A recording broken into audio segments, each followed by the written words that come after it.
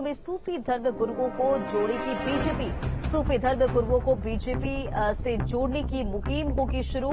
तो लोकसभा चुनाव से पहले बीजेपी का ये बड़ा दांव 2024 चुनाव को लेकर लगातार बीजेपी एक्शन मोड में है और ये बड़ा दांव बीजेपी का 20 राज्यों में सूफी धर्म गुरुओं को जोड़ने की बीजेपी शुरुआत करेगी और सूफी धर्म गुरुओं को बीजेपी जोड़ेगी और इसे लेकर मुहिम की शुरुआत होगी। केंद्र सरकार की नीतियों को सूफी धर्म गुरुओं के बीच लेकर जाएगी बीजेपी। और संवाददाता निखिल अधिक अपडेट के साथ जुड़ गए। निखिल, देखिए 2024 चुनाव को लेकर बीजेपी लगातार एक्शन मोड में है और अब ये बीजेपी का बड़ा दांव 20 राज्यों में सूफी धर्म गुरुओं को बीजेपी जोड़ेगी।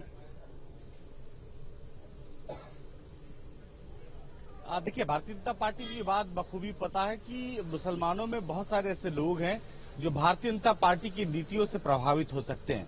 उसमें खास करके शिया कम्युनिटी की अगर हम बात कर ली जाए, उसके साथ ही सूफी समाज से जो लोग आते हैं उनकी बात कर ली जाए। शिया कम्युनिटी को जोड़ने के लिए पहले ही जो है भारतीय जनता पार्टी ने बहुत सारा काम किया है। इसके साथ ही पसमानदा समाज को जोड़ने के लिए काम किया। अब उसकी निगाह सूफियों पर है। सूफी समाज के लोग जो हैं वो भारतीय जनता पार्टी की नीतियों से जुड़े रहे हैं। बहुत लंबे समय तक उन्होंने भारतीय जनता पार्टी की नीतियों पर भरोसा जताया है।